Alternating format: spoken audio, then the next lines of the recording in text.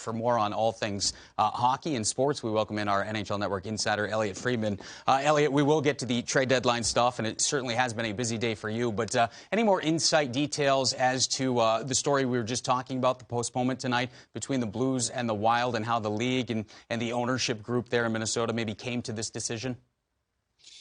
Well, I just think it's pretty obvious that the city is considering a curfew right now. And, you know, all of these teams recognize that, as Bruce just said, it's bigger than sports.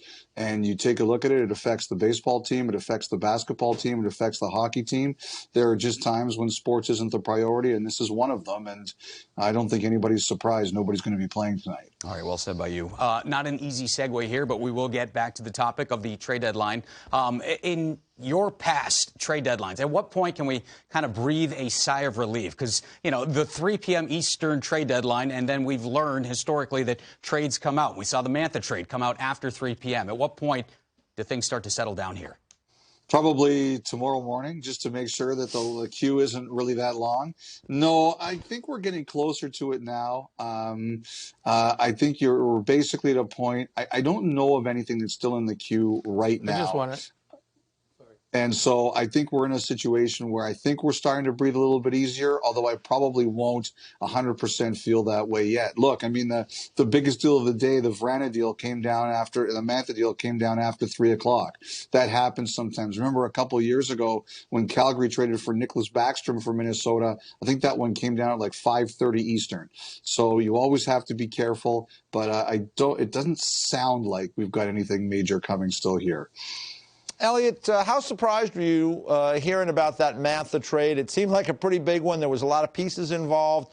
Was it something that was on the radar for you? And what do you make of the deal for both teams? You know, I'd really like to tell you that I'm this great insider, EJ, who saw this one coming, but I'd be lying to you. One thing I did know Detroit had basically said, unless your name was Morris Seider or Lucas Raymond or Dylan Larkin, we were willing to talk about just about anything. And Mantha was on that list. They were willing to talk about Anthony Mantha. And, you know, at the core of it here, to me, is a couple of things. Vrana had fallen out of favor with the Capitals, and I think he's a really good young player. And Mantha clearly at times this year had fallen out of favor with the Red Wings.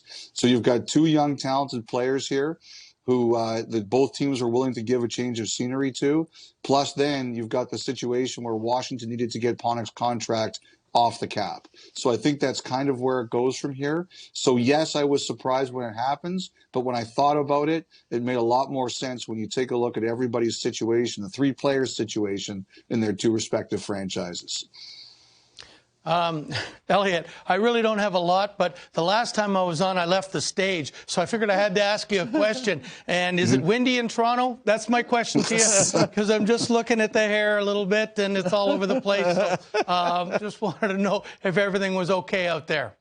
Well, first of all, I got to tell you, I remember when that happened, Bruce. I got off the segment. I said, "Did I do something to offend this guy?" I mean, I know we worked together. He started the segment on the air, and after he was gone, I would just say this, Bruce: we can't get haircuts here right now. So my choice is to let it go like this, or have my wife cut it, and I will take option A over option B 100 times out of 100. Sorry, honey. Good choice by you, I think. Yeah. All right, Elliotte, I'm going to get back to the trade deadline. I didn't see the follicle conversation coming. But any surprises for you today as far as maybe teams that you thought might make a deal that maybe didn't? Well, I mean, aside from the big one, the deal at the end, I would just say that I think I was surprised Winnipeg maybe didn't do a bit more. I think they're a really good team. They have a chance, I think, in the North Division. I was surprised they didn't do a little bit more. That one kind of surprised me a bit. I would say among the teams in the States, I was maybe surprised. I think Vegas, I wouldn't say I'm not surprised it didn't happen. But I think Vegas really wanted to see if it could take a big swing. They were in on Hall. They were trying to see if they could get Getzlaf to go there. And I think there were some conversations about that possibility. I would say that I just think the way that Vegas thinks, they try to go after every big player they can. I'm sure they're sitting themselves and saying, man, we would have liked to have taken a bit of a bigger swing here.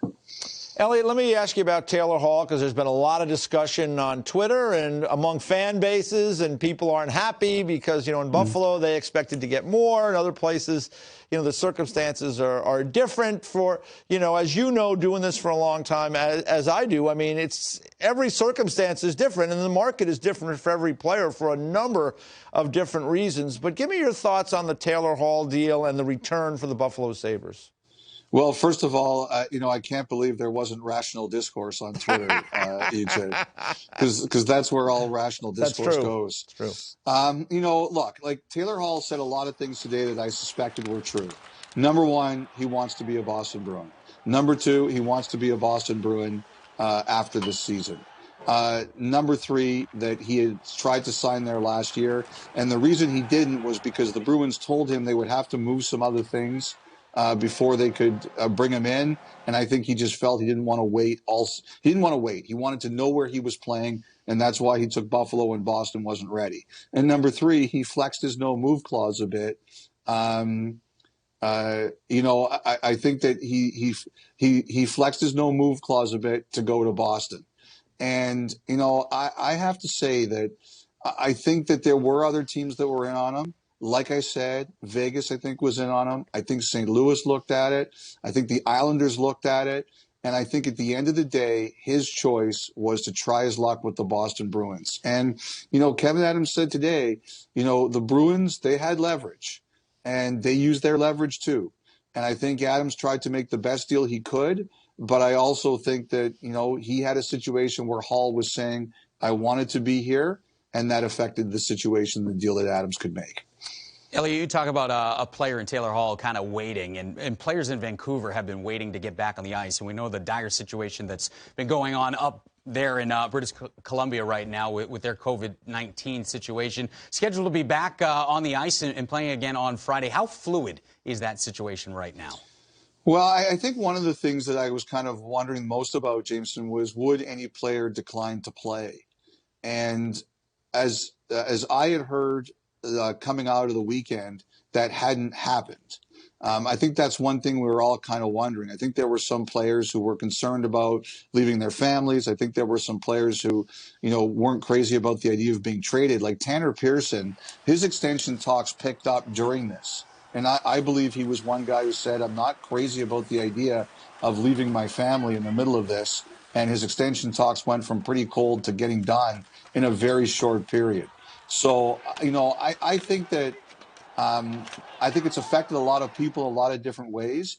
I think there are players on that team who are really looking forward to getting back on the ice and having the normalcy there.